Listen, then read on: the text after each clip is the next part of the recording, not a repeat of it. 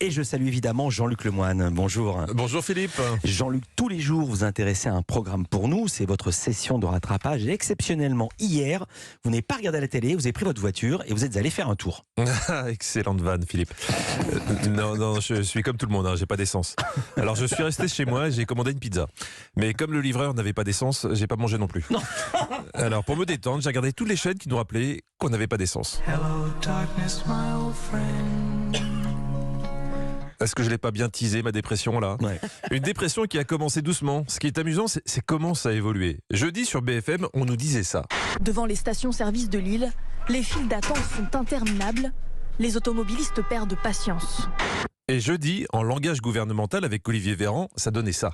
Certaines stations sont victimes de leur succès puisque la baisse des prix est telle à la pompe, et c'était une demande des Français. Voilà, t'es pas en train de galérer à la pompe, t'es en train de fêter un succès. Hein. Bon, hier, la fête était bien finie. Et Pascal Praud m'a mis un gros doute en se posant une question. Moi, j'ai rien contre Monsieur Véran, mais quand tu es ministre de la Santé pendant la pénurie de masques et que tu es porte-parole du gouvernement pendant la pénurie d'essence, je me demande si... Et il a raison. Hein, j'avais pas fait le rapprochement. Il a vraiment un karma pourri, Olivier Véran. Parce que c'est quand même un mec qui s'est dit ministre de la Santé, c'est bon, j'ai donné avec le Covid, là, je vais aller sur un job plus cool. C'est plus un ministre, c'est Pierre Richard dans La Chèvre. Alors, pénurie ou pas pénurie? C'est dans les grandes gueules sur RMC Story que j'ai eu l'explication la plus claire. Il n'y a pas de pénurie. Il y a des stations qui sont fermées. Les stations sont fermées. Elles sont fermées. C'est comme vous invitez des gens chez vous à boire l'apéro, vous avez mis une petite bière au garage. Ils vous en prennent 3 par heure. Vous n'avez plus de bière, il faut aller en chercher.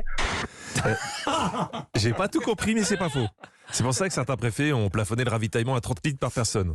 C'est ce qui tombe bien parce que c'est à peu près ce que je bois chaque soir pour oublier tout ça.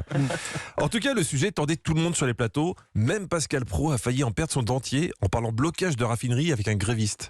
Est-ce que vous trouvez convenable qu'une quinzaine ou une poignée de grévistes, en l'occurrence CGT, paralyse une raffinerie entière et paralyse le pays?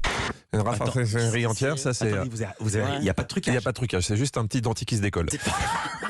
Tu pouvais zapper sur toutes les chaînes, il n'y avait que ça, c'était l'horreur. Lundi, Jean-Marc Morandini avait décidé de quitter son studio pour aller sur le terrain, et là, enfin, une lueur d'espoir. On est devant une station service et vous voyez, il n'y a pas de queue. En fait, il n'y a pas de file d'attente. Ah, enfin! Bon, finalement, c'est juste que la station était fermée. Non, mais c'est quand même ballot. Jean-Marc, il sort de son studio et la station est fermée. Comment tu rentabilises ton duplex après? Comment tu justifies tes frais auprès de la compta?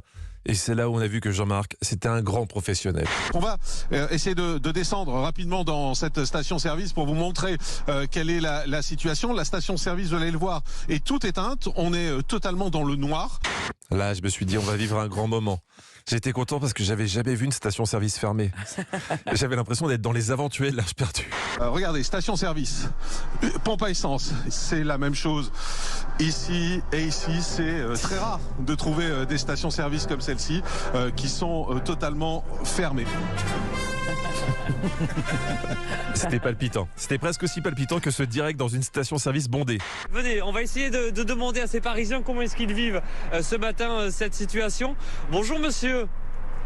Voilà, bon, ce monsieur ne veut pas répondre. Après, j'ai regardé Estelle Midi. Et Estelle Denis a posé le décor dès qu'elle a présenté ses chroniqueurs du jour. Alors Martin, vous êtes là parce qu'on vous adore, bien sûr, mais aussi parce que Rémi Barré, qui habite dans le Nord, n'a pas d'essence. Donc n'a pas pu venir travailler. En plus, il y a grève de la SNCF. Voilà, le gars, il a touché le jackpot. Hein. Avec la grève des aiguilleurs du ciel, il pouvait même avoir le tiercé gagnant. Bon, j'ai zappé une dernière fois. Hier soir, dans le Val d'Oise, il y a une bande de voyous qui a pris en main une station-service et ensuite qui a filtré les véhicules. Ceux qui n'étaient pas du quartier devaient payer plus cher et certains se sont fait caillasser leur véhicule. Finalement, on était bien à l'époque du Covid, des masques et du pass sanitaire, non hein? Du coup, j'ai arrêté les chaînes info, je me suis mis un film pour me détendre. Vous connaissez Mad Max 2? Bien sûr. Donnez-moi la pompe, le stock d'essence et toute l'installation. Voici une terre qui attend l'arrivée d'un héros. Ouais, c'est vrai, mais il faudrait qu'il arrive vite, là. Voilà, vite. Merci beaucoup, Jean-Luc Lemoyne. À demain.